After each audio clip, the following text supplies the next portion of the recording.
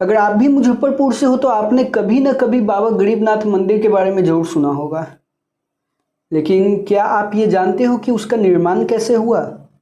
मैं आपको बता दूं कि वैसे तो हमारी टीम लगी हुई है कि हम वहां जाकर एक अच्छी सी बाबा गरीबनाथ मंदिर को लेकर डॉक्यूमेंट्री बना सकें, वहां के पंडित और गुरु का इंटरव्यू ले और इसके बारे में जाने कि कैसे हुआ बाबा गरीबनाथ मंदिर का निर्माण।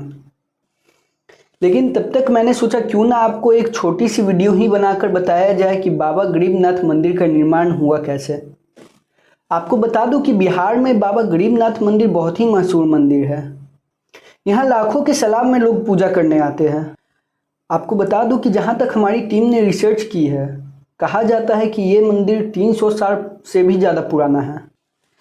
कहा जाता है कि जब यहाँ पे कुछ भी नहीं था तो बहुत जंगल था और गोस्वामी यहाँ पे कुछ निर्माण के लिए सफाई करवा रहे थे।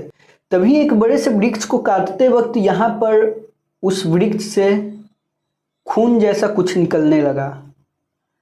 वहाँ पे काम करने वाले लोग घबरा गए, डर गए और वो ये बात जाके गोस्वामी को बताई और फिर वहाँ उस जंगल का कार्य कुछ वक्त के लिए रुकवा दिया गया। कहा जाता है कुछ वक्त बाद गोस्वामी के सपने में भगवान शंकर आए और उन्होंने वहाँ पे शिवलिंग होने की जानकारी दी उन्हें। अगले दिन वहाँ पर गोस्वामी ने खुदाई करवाई और आपको यकीन नहीं होगा कि वहाँ पर शिवलिंग का एक टुकड़ा निकला और तभी से लोग वहाँ पे शिवलिंग की पूजा करने लगे। और फिर कुछ दिन बाद वहाँ पे भगवान के मंदिर का कच्चा निर्माण करवाया गया। आपको लग रहा है कि कहानी यहीं पे ख़त्म हो गई, तो आप गलत हो। आपको बता दूं कि जब इस मंदिर का निर्माण करवाया गया तो इस मंदिर को सिर्फ शिव मंदिर से जाना जाता था। तो इसे अब बाबा गरीबनाथ मंदिर कैसे बोला जाता है? कहा जाता है वहाँ पे एक व्यापारी एक मुंशी का काम करता था और उनकी बेटी का गौना होना था। हालांकि गौना का मतलब अभी हमें भी नहीं पता है कि गौना का क्या मतलब होता है। अगर आपको पता है तो आप कमेंट बॉक्स में ज़रूर हमें बताएं।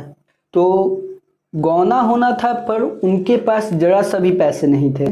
फिर एक दिन वो गुजर रहे थे रोड से, उन्होंने भगवान शिव का मंदिर देखा और उन्होंने उन पे भरोसा किया और पूजा की और वो वहाँ से अपना ज़मीन बेचने के लिए निकल गए। कहा जाता है पूजा करके जाने के बाद भगवान शिव जी ब्राह्मण के रूप में उनके घर पे आए और सारी ज़रूरत की सामान उन्होंने पूरा कर दिया। और फिर जब मुंशी जी घर आए तो वो परेशान थे क्योंकि उनका ज़मीन नहीं बिका था। फिर उनकी पत्नी ने सारी बातें बताई उन्हें, उनके आंखों में आंसू आ गए और फिर वो उसी वक्त वहाँ से उठे और शिव मंदिर गए। शिव मंदिर के बाहर जाने के बाद उन्होंने कहा ये गरीबों के नाथ है और फिर मुजफ्फरपुर में इसे बाबा गरीबनाथ मंदिर के नाम से जाना जाने लगा। और फिर 1942 में इस मंदिर का पक्का निर्माण करवाया गया और फिर वो छोटा सा मंदिर अब 2 कट्ठे में फैला हुआ है। हालांकि कहा जाता है कि 2006 में गवर्नमेंट ने उस मंदिर को अपने अंदर ले लिया। फिर इस मंदिर की कम्युनिटी बनाई गई। आपको साथ ही ये भी बता दूं कि आज ये मंदिर सिर्फ मुजफ्फरपुर में नहीं बल्कि पूरे बिहार में प्रचलित है। आपको ये भी बता दें कि जब सावन की शुरुआत होती है तब यहाँ का नज़ारा ही कुछ अलग होता है। मतलब कि श्रद्धालु अलग अलग शहर से आते हैं। मतलब कि मुजफ्फरपुर के श्रद्धालु तो जाते ही यहाँ जल चढ़ाने, पर मुजफ्फरपुर के बाहर के अलग अलग शहर से भी लोग आते हैं इस मंदिर में शिवलिंग पे जल चढ़ाने के लिए। अनुमान मुताबिक करीब 10 लाख से ज़्यादा लोग यहाँ सावन में शिवलिंग पे जल चढ़ाने आते हैं।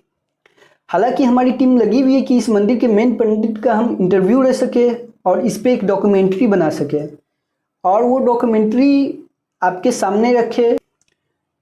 अगर आपको इस मंदिर के बारे में और भी कुछ पता हो तो हमें कमेंट बॉक्स में ज़रूर बताएं।